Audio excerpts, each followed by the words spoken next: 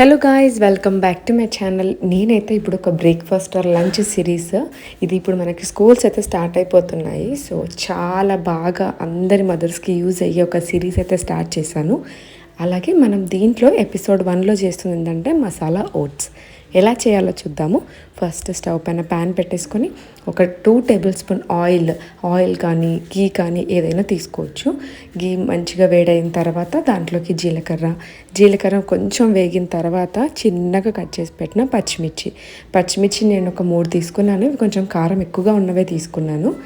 అలాగే చిన్నగా కట్ చేసి పెట్టిన ఆనియన్ ముక్కలను కూడా వేసుకోవాలి. దీంట్లో మనం ఈ రెసిపీకి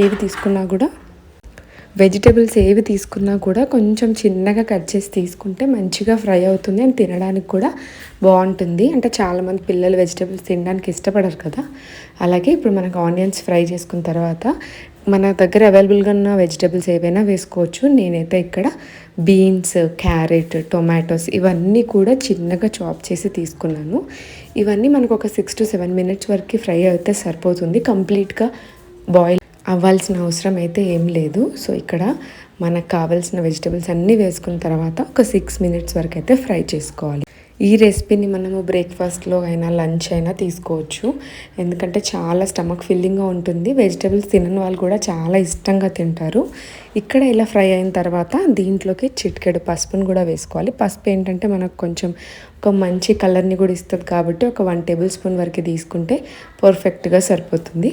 ఇప్పుడు ఇదంతా కూడా ఒకసారి మళ్ళీ కలిపేసేసుకొని దీంట్లోకి కావాలి అంటే చిల్లీ పౌడర్ యాడ్ చేసుకోవచ్చు. లేదు అంటే మనం ఆల్రెడీ గ్రీన్ చిల్లీస్ యాడ్ చేసాం కాబట్టి కారం అనేది పర్ఫెక్ట్గా సరిపోతుంది.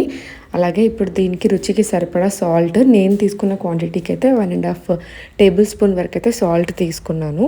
దీంట్లోకి మెయిన్ ఇంగ్రీడియంట్ ఏంటి అంటే మనము ఎలాంటి స్పైసెస్ యాడ్ చేయట్లేదు, కాకపోతే మసాలాలు ఏవైనా యాడ్ చేయొచ్చు. ఇక్కడ లాస్ట్లో అయితే నేను స్వీట్ కార్న్, ఇది నార్మల్దే, బాయిల్డ్ ఏం కాదు, జస్ట్ ఒక 1/2 కప్ వరకు తీసుకున్నాను. ఒక మంచి క్రంచీ టేస్ట్ ఇస్తుంది.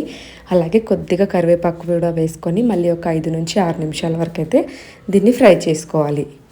దీంట్లోకి మెయిన్ ఇంగ్రీడియంట్ చెప్పాను కదా, ఇక్కడ నేను మ్యాగీ మసాలా యాడ్ చేస్తున్నాను. మీకు నచ్చితే వేసుకోండి, లేదు అంటే ఈ ప్లేస్లో ఏదైనా మసాలా పొడి కానీ ధనియాల పొడి కానీ అయినా వేసుకోవచ్చు. కాకపోతే మ్యాగీ మసాలా వేసుకుంటే టేస్ట్ కానీ స్మెల్ కానీ చాలా బాగుంటుంది. ఒక్కసారి ఈ టైప్లో ట్రై చేయండి, మీకు కూడా నచ్చుతుంది. మసాలా వేసిన తర్వాత ఒక 2 నిమిషాలు మంచిగా ఫ్రై చేసుకున్న తర్వాత దీనికి సరిపడా వాటర్, ఒక 3 కప్పుల వరకు వాటర్ వేసుకుంటే మనకి సరిపోతుంది. ఒక 3 కప్స్ వాటర్ యాడ్ చేసుకున్న తర్వాత మీడియం ఫ్లేమ్లో పెట్టి వాటర్ అంతా బాగా మరిగించేంత వరకు మనకి వెజిటబుల్స్ అన్నీ కూడా మంచిగా బాయిల్ అవ్వాలి. అందుకే ముందు ఫ్రై అవ్వాల్సిన అవసరం ఏం లేదు. ఇలా బాయిల్డ్ అయిన వెజిటబుల్స్ తింటే హెల్త్కి కూడా ఇంకా చాలా మంచిది. లాస్ట్లోకి కొద్దిగా కొత్తిమీరని చిన్నగా క్రష్ చేసి వేసుకుంటే సరిపోతుంది. ఇక్కడ చూసారు కదా, వాటర్ అనేవి మంచిగా మరిగిపోయాయి. ఇక్కడ ఓట్స్ ఎప్పుడైనా సరే ఇలా వాష్ చేసి తీసుకుంటే మనకు డస్ట్ కానీ ఏది ఉన్నా కూడా ఈజీగా మనకు బయటకు అనేది వచ్చేస్తుంది.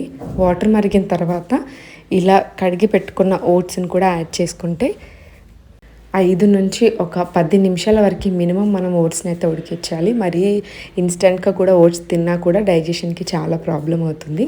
ఒక 10 minutesలో చూసారు కదా, ఒక క్రీమీ మసాలా ఓట్స్ అయితే రెడీ అయిపోయింది. ఒక్కసారి ఈ పద్ధతిలో ట్రై చేయండి విత్ లాట్స్ ఆఫ్ వెజిటబుల్స్.